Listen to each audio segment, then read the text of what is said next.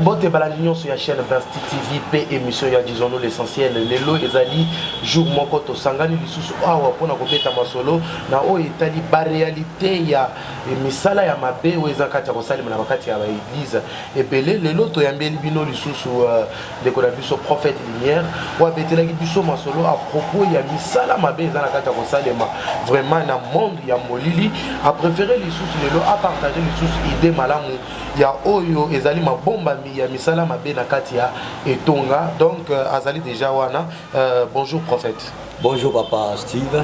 Bonne santé. Bon nga santé na biso za kimia omoni Nzambe asali ke tomona na lelo na sepeli vraiment comme on a yo merci beaucoup. Et c'est mon makasi de susu ya ko ndima invitation na biso parce que ba internaute bato balingaka vraiment émission ya disons-nous l'essentiel babengisaki biso bayebisaki biso il faut bolukela biso lisusu prophète lumière ayebisa biso ba réalité oyo ezalaki ya kosalima vraiment na église mais avant toute chose nazali kopesa bandeko na biso nyonso basalaki ba commentaire na émission ya liboso tosalaki vraiment na prophète bocontinue lisusu kosala mosala na bino vraiment ndenge elingi bocontinue kaka kolinga lisusu chaîne na bino ezali Basti TV mpe bobosana te kosabone mosali na Nzambe tokopeta nano mwa lisolo ya makambo ebombami na makambo ya misala ya mabe oyo ebombami vraiment na ba église ebele. Merci pour la parole monsieur l'évangéliste Steve. Naza liboso na bino na pesi bino shalom mbote Nzambe apambola bino nalingaki nakota na mozindo mwa muke na koyebisa bino ba église ya lelo bien aimé misala mabe ebandi lelo te papa Steve. Misala mabe ebanda kikala dans le temps jadu ce qui totangi na Apocalypse chapitre 2 verset 15 Bible ezoyebisa biso ke de même toi aussi tu as des gens attachés pareillement à la doctrine des Nicolaïtes. Yoki, tango bazolo ba sur la doctrine des Nicolaïtes, papa. Doctrine Nicolaïte, nazomona ba pasteur ebele bazote ya Nicolaïte comme kombo ya moto. Bazolo ba ki non, ezalaki kombo ya moto, moto moko boye, asalaki boye, non. Exactement. Oui, nous quand on était dans le monde invisible, on a étudié ces doctrines-là des Nicolaïtes. Nicolaïtes est un mot latin. Na oya bimisaki mot latin wana azalaki pape moko oya azalaki na romain. Pape wana abimisaki kombo ya Nicolaïte pour former doctrine moko ba fonder église. Ozokanga bien. Ba fonder église. Maintenant ils allaient qui pas veut dire Lucifer n'a pas fondé l'église. Oui. Nazo expliquer yo pourquoi ba fondaki église wana. C'est bon, c'est bon. Puisque ceux qui ont bien tant on va dire que to fondé église ils a fondé na bateau, ils a église ils a fondé na Saint-Esprit. Ouais. Donc ils a la différence moko ils a na ba église fondée na maboko ya bateau, na ba église fondée na kombo ya Yesu. Propre comme konzi na mobiki sinabiso. Maintenant quand on parle de Nicolaïte eza koloba ndenge nini? C'est un mot latin. C'est-à-dire mot latin wana eza divisé en deux parties ou soit en deux syllabes. Balobaka Nikos light. C'est-à-dire Nikos eza conquérir. Laïque c'est-à-dire c'est laïque. C'est-à-dire conquérir laïque, c'est-à-dire conquérir des églises. Vous comprenez bien? Quand on dit de conquérir des églises, il y a des lois. Quand on va dire qu'il faut conquérir l'église fulane, conquérir l'église telle, conquérir l'église telle, il y a des lois fondées. Donc quand on a des lois fondées en go, on va former l'église, on va l'église catholique.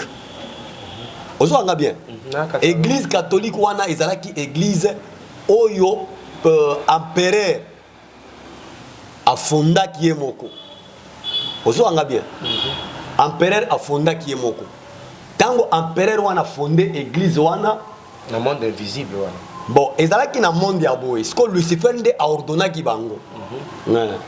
Lucifer a dit non, dans un chrétien ébélé, bazo salani, bazo sambela, bon, il faut tout fonder l'église pour tout kanga, puisque dans l'état, j'ai dit là, Israël yemoko, bakanga qui azala qui na maboko ya ba romain. Mais na poba se pensa Israël, il faut pas penser comme moi le sambo moko boya banda ko sambela, ndé ba bibisile ba église catholique. Maintenant, je ne peux pas entrer dans les églises catholiques puisqu'il y a beaucoup des églises aujourd'hui, puisqu'il y a beaucoup de pasteurs basés na kati ya cher, bazo critiquer l'église catholique, mais bango na bazo vivre na kati ya église catholique. Mais tangela na biso ba église wana, ba église au Lucifer yemoko a créé oyo bato ebele ba comme okota du jour au jour. Bon, tozalaki na année 92. Tout d'abord, ezalaki ba année 88. Année 88 nde année oyo bitumbe bandaki entre ya ba église. Nde année oyo bitumbe bandaki ya ba église, puis Lucifer atindaki bitso tokende ko buma ba église mosusu ko exploser ba église. L'église des réveils. Ah, ba église du réveil. Botango tozalaki na réunion wana. Baebisi biso tango tozalaki na réunion wana ponga na zala na fan na mangana zalaka pembeni ya Lucifer. Tunaka bato mosusu wana ba pasteur na bino wana bakendaka na monde kindoki wana. Aussi ba témoignage que muso et singa prophète na bino azaki chef na biso kuna na. Nazalaki babanda ko benga nga Dakam. Dakam, c'est-à-dire nazalaki 100% dans 100%, nazalaki 50% moto, 50% démon. Nga nazalaki atando kite nazalaki ngande démon. Démon, c'est-à-dire aza moto azali likolo ya bandoki, likolo ya ba magicien, likolo ya ba dynastie, likolo ya ba franc-maçon, likolo ya ba tonyonso. Nga nazalaki fils ya Lucifer. Tango nazalaki kuna bazo présider réunion, moi en tant que prince na fanda ki simanae nazo tuna ba question après réunion. Malobi qu'est-ce que bazo tang sabiso ke tokende ko buma ba église. Po mu pepe kota ki na Congo. Ya ba église. Mu pepe kota ki na Congo ya kosakana te. Qu'est-ce qu'on boma. Maintenant, il a fallu que tokoti sa kindo ki na ba église. Et donc on m'a pas battu puisque tozala ki ko bunda spirituellement na physiquement. Spirituellement ça ko le bandeng ni yo pasteur so ki ozana lusambo. Il faut toko sata et pas na toko sa kindoki, toko sa ba magie, toko sa na ba magie to proposer biloko ebele po okweya na élite na yo okweya après toko sa kindoki po église ezala évoluer na makambo ya Lucifer. Nde bisika kuna nazana na ba partage ya ba église te poso comme na kata ba partage de l'église na koyebisa yo ke église catholique yende fondateur ya mama omona ki na zokota na prédication pasteur moko atanga ke l'église catholique est la salle d'attente de l'enfer. Mais oui, c'est normal. Attention omoni ba catholique bazo ngai moto a initié ki ngazala ki un blanc. Il y a église catholique. L'église catholique, les gens ne viennent pas, n'aillent pas là pour aller prier Dieu, puisque dans la cérémonie, et bello bazo ça na katiwana. Moi je connais l'église là, c'est là où moi j'étais un acolyte. À part catholique? Oui. Tozana ba église orthodoxe. Les a créées par église orthodoxe, c'est ba église ebimi na katia catholique. Ce sont des églises créées par Lucifer Yemoko. Église méthodiste. Méthodiste c'est quoi? C'est la méthode de conquérir les noirs. Babimisi méthode, toi mis sa méthode mon sous pour te conquérir le noir. Le noir. Le noir, oui. Hein? Tous ça ba méthodiste, tous ça ba baptiste, adventiste. Oh mon sous ceux qui les saints du dernier jour, église du témoin de Jéhovah. Hein? Témoin de Jéhovah, des églises catholiques. Ba église des Aébélés. Lucifer est dans l'église de ceux qui sont dans l'église, ou biso to bando benga ba loge. Puisqu'il y a des églises bien bozo benga ngo ba église mais dans monde dans molili wana bazo benga ngo les loges. Ce sont les sièges de Lucifer. Puisqu'on a un problème de qui s'est caché derrière les sièges sacrés. Puisqu'on côté à Yesu boyozo te à Yesu bato bazoko ya bato ba betilo maboko ba lubi keno moto azote à Yesu aza bien aza saint. Mais or qui se cache derrière les sièges sacrés? Église néo-apostolique. Ils ont pu compter. Bon, depuis Kala, l'église néo-apostolique, ils qui comptait depuis Kala. Basambe la Kande, bah oui. C'est l'église de monopole avec l'église catholique. Tigana Ebsaona, na église wana, église obazo benga néo-apostolique. C'est-à-dire c'est la nouvelle apostolat. Oh oui, les nouveaux apostolats. Quand on parle des nouveaux apostolats, c'est-à-dire qu'on n'a pas d'autres apôtres, on a donc Tobimisi va apôtre Moussou, apôtre Moussous. Tu vois un peu ça? Pour l'année Balataka noir. Les noirs c'est les ténèbres, oui. Les noirs c'est le monde des ténèbres. Nous sommes remplis par les ténèbres, nous avons une petite vérité. Maintenant la chemise blanche. C'est la petite vérité. C'est quoi la petite vérité? La petite vérité c'est la Bible qu'on est en train de prêcher. Mais à part la petite vérité là, on est entré dans le ténèbre directement. Ça va élire ce Bible. Bible pour nous flatter. Mais on a beaucoup de ténèbres. C'est ça les églises. L'église catholique et l'église néo-apostolique. Tu vois. Maintenant, quand tu as bimisa ba église wana na poisse. Il y a beaucoup des églises. Aujourd'hui, tu as na cadet na bango, cadette na bango. Cadette na bango ça. L'église du réveil. Église du réveil à côté na monde amolili. Et quand tu as une influence qui a papa, au moni na ko ibisa yo boy. Tout d'abord, église du réveil et côté na monde amolili lelo na zo mona bato ebele, ba pasteur ebele ba côté ici église du réveil na monde amolili. Ce que moni oyo représentant ya Nzambe Malamu. Nzambe Malamu. Kombo na ye na bosani akufaki paix à son âme. C'était papa Adi Nabala. Adi Nabala. Oui, Adi Nabala si je me souviens. Bato wana nde bato bazalaki na Nzambe kati na bango. Bato wana babandaki ko respecter Nzambe. Bango wana nde babombaki Saint-Esprit kati na bango. Il faisait de vrais miracles. Bon, omoni bisika na bango na Lucifer abanda olekate. Moi je te dis vrai.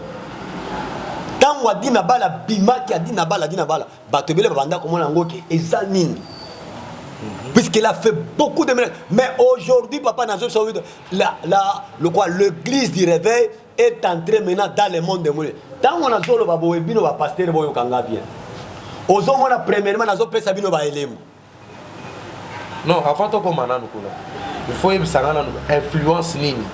Oui, c'est là que l'église de réveil écoute vraiment dans le monde. Oui, église de réveil premièrement. Oui, premièrement tu kana ebisayo.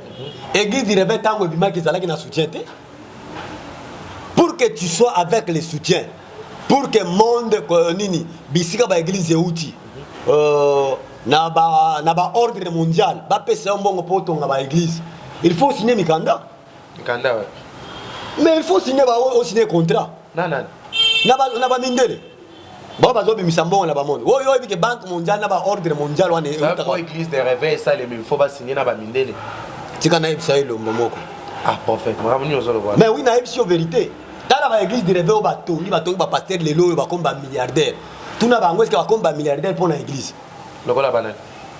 C'est nazo kende na yo muke pour na ebisa yo. Bana Nzambe. Ozo mona pasteur ya église du réveil azo finga bato catholique mais après la consacration à la Muzabi. Bon Muzabi wana ezata na elembo moko ya kokesana na église catholique tout comme pasteur Sonic Afute là. Tu vas me parler que pasteur Sonic Afute aza Nzambe. Attention to lobi aza Nzambe to loba aza Nzambe. Poza créature Nzambe. Ah papa. Est-ce qu'un pasteur peut se divorcer? Namukanda Nzambe, si tu te divorces avec une femme, tu pars se marier à une autre femme, c'est l'abomination. Ça veut dire se faire imposer. Ce sont des loges, papa. Et ça, ba loge, oyo ba kota, kaso koti na loge wana ba ko imposer yo mwasi. Au moins, puisque tozana ba loge moko o ba enseigner kabiso magie sexuelle. Je crois que tozana mwasi na ndako, pour ça na magie sexuelle wana, mwasi wana kondimate. Magie sexuelle c'est quoi? Ndebo pesa ki Sonic Afute. Bon on appelle ça qui était yebisika kenda ko lukanga na sala kité. Je crois que le lenyo yebi yaza vrai pasteur. Bon, omoni le vrai pasteur puisque la Bible nous dit vous les connaîtrez par leurs œuvres. toza na ba œuvre les autres na kati ya église. Ce sont des œuvres que nazo bimisa lelo. C'est vrai. Po ba to ba ke ba œuvre nini oyo ba pasteur bazana ngo ava tokota na ba puisque tolingaki ke tokota na bana ya Nzambe atange ba pasteur bazo ya kobeba. Tozo kota na bana ya Nzambe mais totala ba pasteur bo ya kobeba. Ngai on azo ebisa yo ngai. Je vais parler la vérité. Na kotisa ki pasteur moko na likasi. Na kotisa ki na monde kindoki. Pasteur ya source féconde. Comment là? Mwana kotanga ekombote po azawa na Kinshasa. Oh bangay. Soki amoni nga kolanda nga poursuivre nga omona ka boye ba empoisonner ngai. Maintenant du sol. Omoni makambo iza mabe. Pasteur wana tika na ebisabino. Bayaki ezalaki na ba intercesseur moko bautaki Lubumbashi pa pasteur Lukusa Albert. Na vient Zeva. Ba intercesseur bautaki kuna baye na likasi. Tant baye na likasi bakuta kinga nazalaki à peu près na 11 ans 10 ans nazalaki na prière ya bana mike ekodim ponga na salaki ekodim 6 ans nazana brevet na nga na ndako ekodim 6 ans mena kindoli moko nazalaki vraiment mabe nazokota na ba mire nazobima tango bato wana baye Zambe ya solo alakisi bango ke mwana oyo aza mwana Lucifer po ba jour wana na bando fande pa et pas grand frère nangai na Kadel na ka SNCC balakisi bango ke mwana wana aza Lucifer ezalaki tozalaki na président na biso comme pasteur na biso à école de dimanche azalaki pasteur Michel azaka kana likasi na zolo ba yemo kwa yebi tango na zobeta masolo ce que azoyo kangai ayebisika nazalaki nazana pasteur Emery Ngoika kuti azawa na Kinshasa azana Munga Fula Munga Fula so kena arrêt deuxième triangle okota boye na dépôt Makala okoti boye okomona église moko cité soki cité de Dieu yemo kwa zo kambara oui cité de Dieu aza pasteur wana ayebi makambo na zoloba naza na deuxième pasteur baza ba témoin na ngai pasteur James aza na Kitambo magasin na quand Babylone aza na église kuna kopesa yo ba témoignage na zolo ba koloba ke mwana wana eza solo pasteur na bango bisika bauti azalaki kobota te puisque azalaki na sirène tango azalaki na sirène na ye ba intercesseur wana bayebise ke mwana oyo azana kindoki azana na nini na elongi nyonso tozomona elongi ya dragon puisque ngai nazalaki dragon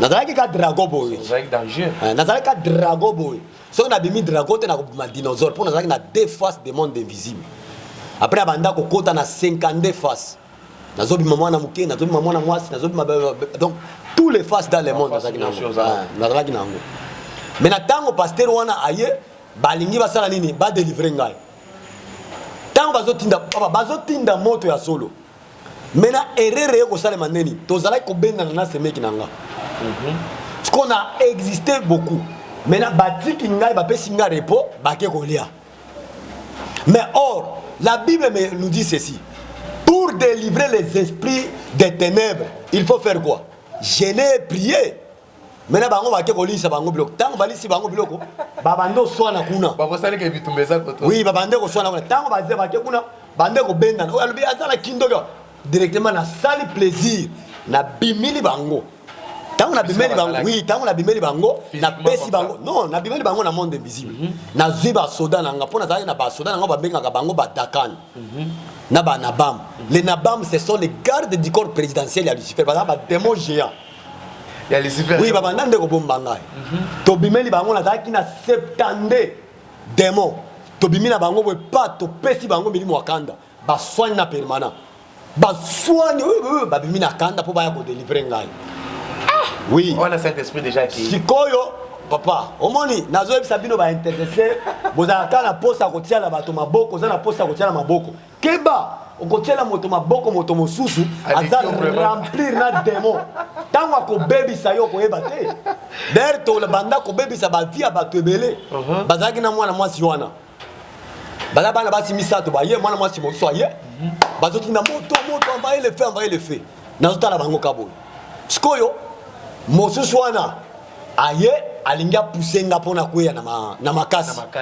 il y a d'autres délivrances nazo ebisa bino bien me tirer attention bon tirer attention puisque jour wana na teyaki na lobaki sur les hypnoses na lobaki hypnose ezanini hypnose eza ko hypnoser moto ko utiliser moto ba kotisi démon na cerveau na yo tango ba kotisi démon na cerveau na yo ba ebisho lala moto alali telema moto atelemi na omona ba église mosusu pasteur azote azobisa moto lala moto ana lali ponyo est délivrance papa délivrance ya pasteur papa nazo sala bo sala enquête na ba église nyonso wana bokomona pasteur aza pasteur munene azolalisa bato pongi na église yo lala moto alali pongi ça ce n'est pas la délivrance c'est hypnose tout na ye eza makambo ya bakatie bakeko zongo kuna eza na pasteur moko azalaki moninga ya kachere oyo ona kimisaki na likasi oyo na pelembe pelembe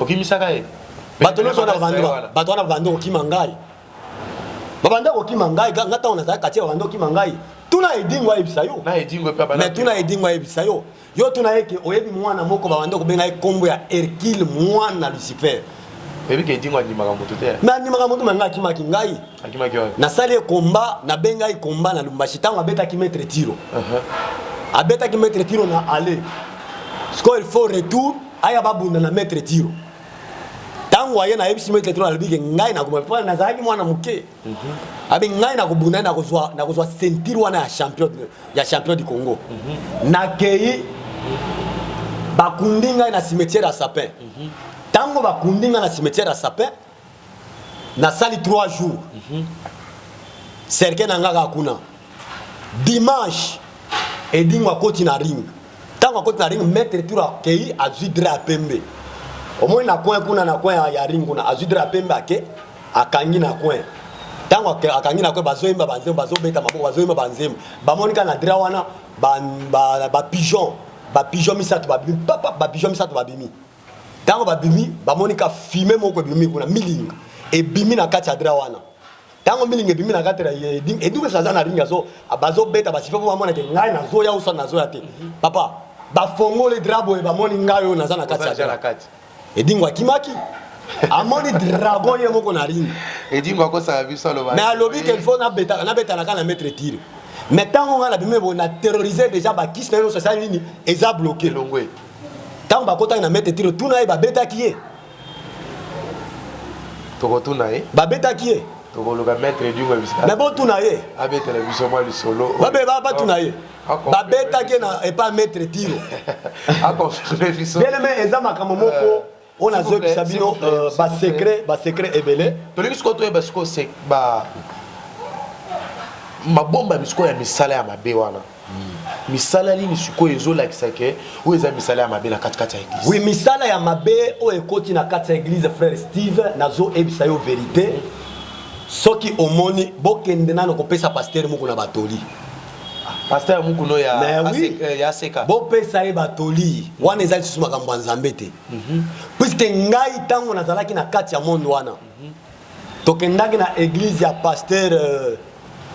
pasteur moko ya Lubumbashi ya Kenya azaki pasteur munene pasteur Kazadi ya 30e CPK pasteur wana azaki na église munene tokota na église wana azaki tango ya ba refoulé ba katange Kasai biso tozota na biso na monde na biso toyekuna ba pesi biso invitation na nzela hapa pa bozo ba invitation moko ta na église tango tokota na église tokota pasteur ba lobi ke tozo makisa mutei tango ba lobi tozo makisa mutei biso tofandaki nalaki na ndeko nanga moko boye Faraja Alikasi tokendaki na ye kuna bato bayebi Faraja po akufaki déjà kala azalaki musulman ngai nde nazalaki tobandaki na ye tosalaki loge biso mibale na Likasi après tokosala loge mosusu na Lubumbashi toke kuna tokoti na église wana bazo te nayebisi ndeko nanga nalobi ke pasteur aza ya diable alobi atanga nazo santé nalobi pasteur aza na Nzambe te mais église munene oyebisi bato ke pasteur moko non nayebisi moninga nanga oyebisi pasteur moko no aza non nayebisi ndeko nanga mpona pasteur wana bandeko oyebisa yeke ame aleka liboso pasteur wana leki boso nabitinga na beta ye barayon laser na bimisi barayon na misu nanga na beti na ntango abimika boya sali alléluia bato balobi amen na bimisi barayon laser beti na miso na pas pasteur asali boya comme compliqué alobi bana na nzambe tozoloba iferi fion lingolo bani bon iferi ezalaki parti oyo banda obundisa na parti ya bakatange na balubakati na balubaka sala abosali malo alobi iferi fion sikoyo na kati ya kina bana ye ezalaki na bakasai bepo yazalaki kasai bazalaki wana na bato ya IDPS bazalaki wana bazalaki plein ntango alobi iferi fion bato nyonso fion la yebi soki église efusali bou bakasai bakimi église etikali vide nayebi soki bato bakimi mbango na église batoto ya mama jambo yenu ntango azoloba batoto ya mama jambo yenu ye aza kasayen me makambo wana biso nde tokotisie na monoko na ye mpo aloba boye oui topetana lisolo sikoyo ntango nazoloba boye eza nini un pasteur ne peut jamais prêcher la politique sur la chair oyo lukamba kei oyo mabunda asali boye mais ça ce sont l'évangile mais akokoma ata président ya équipe papa botika makambo wana tout d'abord un pasteur c'est un homme qui est mature ntango yo pasteur ozokota na makambo ya équipe makambo ba sport makambo ba sport yo pasteur ozodirige sport mais oza lisusu ya nzambe te oza lisusu ya nzambe te mais lucifer nde moto azobongisa makambo wana nazoloba vérité papa nakobomba makambo te puisque ngai naza entre la mort et la vie si s'agit akokufa lelo oyo nakokufa nakende na ngai pa nzambe soki ngai nalobi te yo ofundi ngai ke mpo nalobi nzambe soki oza na nzambe ya solo yo na jugement na yo na nzambe soki oza na nzambe oyo ya lukuta tika makambo wana zwa ya nzambe ya solo osala nini obongisa makambo ntango nazoloba boye yo pasteur ozoteya makambo ya politique na chair bazokanga yo mpona makambo ya violence yo un pasteur oza lisusu ya nzambe te papa oza lisusu ya nzambe te bongola motema na yo luka bapasteur basala yo badelivrance uswati yaka na église ya New Life tobeta yo badelivrance ya solo ozwa lobiko epa na nzambe ndenge ozomona bapasteur ebele bazosala kindumba na église basili lisusu tangela biso parce que toza vraiment na nsima ngonga tokima vraiment na nsima ngonga oui toza na basine ebele okomona pasteur boyo azoteya na église azoteya na église ola abenga na kombo na yesu azobenga na kombo ya keke lokola pasteur Moïse Lie wana déjà aza na loge noire wana toyebi ye déjà kala azalaka na loge noire c'est vrai oui azalaka na loge noire gege wana aza nde sirène mama ya basirène azalaka na mai eza to bademo ya mike ezalaka na mai nde babengaka bagege ozokanga bien ozomona bapasteur bazotela bazolonga yawe c'est un maître de la loge noire olia kobenga kombo ya yesu ozolobenga kombo ya yawe papa eza bakombo omoni bakombo nyonso wana omona bakombo nyonso wana eza na monde invisible bakombo ya badaniel bakombo ya basalomo bakombo ya bamoïse eza na bakombo moko oyo eza origine na monde de ténèbre ozwanga bien nazopesa oyo elembo moko omoni ntango okoti na église moko okomona batongi mwa cher ozonga nazopesa okomona église moko boye basali lokola pyramide église wana eza lokola pyramide lokola baéglise na biso ya babranamiste oyo tala baéglise nyonso ya babranamiste ezalaka na bapyramide soki okoti na mozindo tuna bango pourquoi est-ce que baéglise nyonso bazosala bapyramide bakoyebisa oyo ce sont de cette église l'âge de l'église eza mensonge eza pyramide ya solo ya Égypte tuna Branham William Branham bakundi ye basali nini tombo na ye eza na signe ya pyramide sikoyo soki bapasteur baleki liboso azwi mouchoir abwaki bato akwei papa wana okotisinga na makambo moko ya bien si sont des mouchoirs magiques na kati ya mouchoir magique wana eza na bademo tobengaka bapanchar na bapiton ça Jésus-Christ apesa mouchoir te papa pourquoi est-ce qu'il a parlé lui-même avec la parole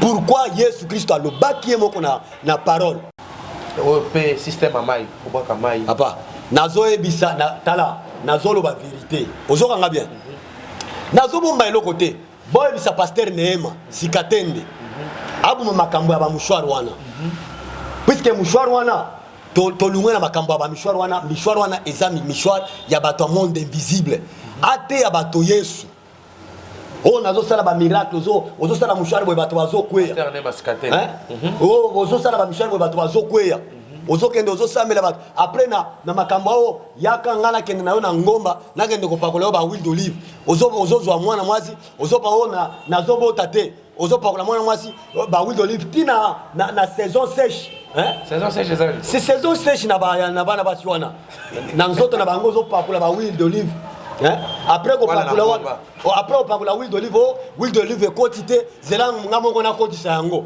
siko ko sali oh il faut kotisa yango na nzoto na yo kindoki papa un pasteur azana makangu 7 na église pasteur a divorcé 4 divorces mais ozote ya ba église nini bolu mwana misala na bino ya mabe sinon pa na banda kotanga bino ba kombo Tangaka. Pour Eleki, notre pasteur Sonic a foutu. Pourquoi il s'est divorcé? Or l'église nous dit quoi? La Bible nous dit quoi? À cause de ces messieurs-là qui sont divorcés. Pasteur Muguna. Denis Lessipé a commis.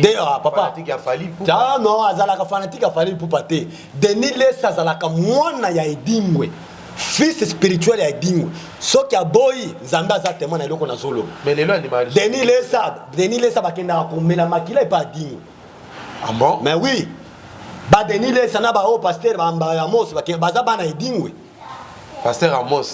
Bazalaka bana edimwe. Wazali ministre ya boti ya kokota yo soki oza ozwi mbongo na politike tika kokenda kobebisa msala ya Nzambe pamba boza bana edingwe tala na boza bana ya edingwe en fait bokenda tala tika na bakenda soki kimwenza soki wapi bisika nini nani edingwe za concession edingwe zalaka na bisika bokenda bisika concession edingwe zalaka bisika wana nde bokenda komela makila ya bato makila nezo pesa bino ba pouvoir pour beta ba délivrance pour banda ko esa bato tala nazo bisa bino ba pasteur moko azawa na yolo soki nini wana oh tangela ngala fa passer bo tanga ki yo bien te azalaka na yolo azalaka soki bato batelemi liboso asali get bato bakoya ata so baza set bakoy so ezaka ngani comment on est na bosa ni kombo na ye kombo eki na bosa ni kombo na eki bon soki na même à la prochaine fois faut tanga azo telemisa bato azoza get bato bu bakwe bato bazokoya lokola bazosukuma bango boye or délivrance ntango moto aza na zelanga bisa bino nano image ya délivrance ntango moto aza na démon akweyaka moke boye akweyaka lokola bazopuse eza badémon nde bazopuse boye akweya azwi na makolo atie likolo boye ba alali na pongi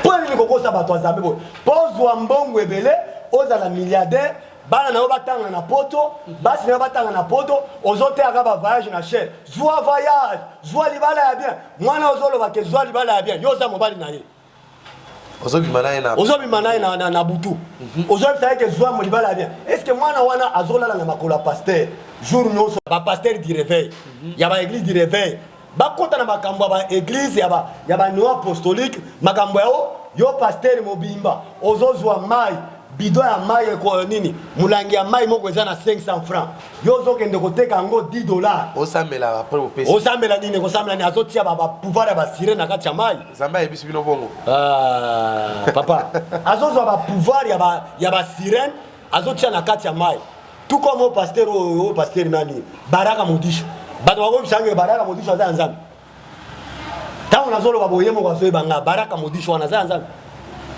tuna bato ya Goma auti Goma mais tuna bango abando violeka basi ya bato c'est vrai mais oui tala kaka mwasi na ye ndenge azomata na chair azoteya na pantalon mwasi akomata pantalon na chair te papa qu'est-ce que la Bible nous dit ici dans Deutéronome chapitre 22 Deutéronome chapitre 22 verset alobi mwana mwasi akoki kolata bilamba ya mwana mobali te ata mwana mobali akoki kolata bilamba mwana mwasi te soki mwana mwasi alati bilamba mwana c'est l'abomination mais yo olati péché eza chemise obengi yango nini olati liputa eza blouse est-ce que liputa basala ngo pona basi to pona bamba eza blouse c'est na lati boye pona lakisa bango ke eza blouse te eza chemise oui et là comme parce que etikali 2 minutes 3 minutes pour oui ça vraiment émission na biso ya lelo ezali disons-nous vraiment l'essentiel vraiment ma rambler eza ebele mengonga tant vraiment ils ont compliqué biso to mona ba pasteur musus prophète pasteur musu ba kobi po bate il faut ba fanda liboso ya cher te bato bakomi ofanda est-ce que eza bien bon tala nano kiti afandi eza kiti nini okomona bamosusu basali bango bakiti ya oyo babenga bachaise royale bachaise ya rouge eza na batapi bachaise ya rouge wana oui oyo ya milai omona boye eza na baor na pembeni wana okomona bapaster mosusu baza na bato abengaka balingenda bazala na balingenda okomona paster moyo aza na kamwa lingenda naye okomona baza lokola bandoki bato wana bandoki nazoyeza botika kindoki bozoloka bato yo paster yo ozoloka bato na kindoki na yo ozofanda na che ozofanda na bazalaka nde baroi ya royaume de ténèbres. Ah bon? Mais oui, tant afandi boye pouvoir na ye wana eye siko tango eye azoteya donc bademo basi bazingali ye bazopesa ye makambo ya koteya wana nde bato batika kindoki na biso ateyi kitoko. Ok, prophète eza bafanatique nazoyebisa bino boye toza na fanatisme oyo babengaka hypocrisie religieuse. Bato ebele bazali bahypocrite na kati ya église. Soki bapaster na bino basungaka bino bambongo nazoyebisa bino bapaster bozokamba bato babimisi bazemi na église. Yo zebisa yango ke nzambe alimbisa yo paster ozopesa mwana église zemi obimisi ye na yo Moïse mbia yo tala botika papa makambo ya boye botika kote ya biso tala botikela biso évangile biso touti na kati ya monde ya molili wana botikela biso tobanda kote ya bato makambo ya monde invisible puisque natunaki paster moko atelemi na chair le monde des ténèbres constitué il y a le monde pandémie après nasuka biso paster yo ozalaki na monde pandémie abi te nazalaki te nazwi espérance tika makambo wana tika makambo wana yo ozalaki kuna te yebisa ngai yo depuis ka yo monaki Lucifer yo monaki Lucifer wapi po banda kote ya bato makambo ya Lucifer tika makambo wana buzoba wana bino bapaze bozosala buzoba na kati ya église bozokotisa bato mitakala na église moto azolata eloko moko ya transparent moto azolata pantalon basi baolata lisusu foulard na moto te papa yo tuna bango nano bameshe wana eutaka wapi kana monde na biloko wana nyonso wana nalingaki naloba yango na semaine passée mais ntango ngongo ezalaki moke bato bazwa na bakola na église bazwa batikela biso terrain toteya makambo ya nzambe ya solo. Nous ici nous n'avons pas besoin d'argent, nous n'avons pas besoin de vendre quelque chose. Ozokende po mona na pasteur osomba jeton ya nini osomba jeton $10 10 000 francs ya nini? C'est bon. Or prophétie bapesaka yango pamba. C'est bon prophète. Guérison apesaka yango pamba. Yo zoteka mai wana euti wapi? Tuna na pasteur wana zoteka lo mai euti wapi? C'est bon. Ba huile d'olive bozoteka. Huile d'olive na boutique eza 3 000 francs. Mais yo zoteka huile d'olive $50. Eza na bato mosusu wana tango tobimaki na confirmer bande koteka na ba cash ne. Basali cash ne bakomba ya église spirituelle. Cash ne spirituel 50. Tala botika buzoba na bino wana. Botika buzoba wana. Sinon pas bokomona Nzambe azoya kala mingi te. C'est bon prophète. Merci beaucoup vraiment tokomi vraiment na suka ya émission na biso. Donc makambo eza ebele. Je pense à la prochaine fois toko continuer na émission opo bato ba fongola misu. Bato bayeba ke o bazan kati ya kosala na église eza bien te. Bato bayeba ke makambo ba osalela bango papa pasteur na bango eza bien te. Boyo kana ba kombo ba pasteur o batangi. Il y a toujours des célèbres au batangia mais biso pas na biso toujours kango bien mais tant que bazan kati ya ko influencer pe biso biloko ezo uta vraiment na monde invisible. Pasteur prophète après c'est juste une minute. On peut si bato mbote to ka juste une minute. Oui, naza liboso na bino ngai kombo na nga lumière lubanda lwa mina naza na église grande assemblée New Life église na biso oyo etambaka na papa ya molimo na nga oyo aza le grand protecteur na ngai oyo azoprotege ngai mpona koya lisusu na makambo ya mabe te mpo sino mpa soki nakwei na makambo ya mabe déjà naza na maboko ya Lucifer po ntango nazotémoigne boye nazobebisa misala ya Lucifer nazodéshabille ye église na ngai eza na Kasai Isoke 25 soki okomi wana okobenga ngai uswa tokobenga papa Steve uswa tokobenga papa na ngai Alidor numéro na ngai eza 085 41 888 45 na suka. C'est bon. Soki oye kuna okotuna ngai nazali nazo pesa révérend pasteur na ngai Alidor Chimbombo nazo pesa ye merci na bénédiction nazo pesa lisusu pasteur Emery Ngoi Kakuji nazo pesa pasteur James Numbi sans oublier pasteur Kabange Pierre sans oublier le sœur et les sœurs qui sont dans notre église sans oublier mon frère Dona oh moyembi munene ayemba kana église ya New Life soki boye kuna bokomona bango avec sœur Ben azabaza baembi na biso oyo tozokamba bazokende na nzela ya bien eza bino bozokende butakala na église te bao nazobisa bino bazoyemba bien. C'est bon, merci, merci, merci pour réussir vraiment prophète. Merci beaucoup papa. Vraiment à la prochaine fois, tu vas vraiment na posa na yo. Oui oui. Donc vraiment na suka émission na biso disons-nous vraiment l'essentiel. Ezanga ya bino Steve Larity manga na zaki wana juste pour na pesa bino basango ndenge vraiment ezalaka. Donc to komi na suka na koza rappel au pesa ba oyanga pe mbote. Fabrice Mbouyi petit frère là vous êtes je te salue.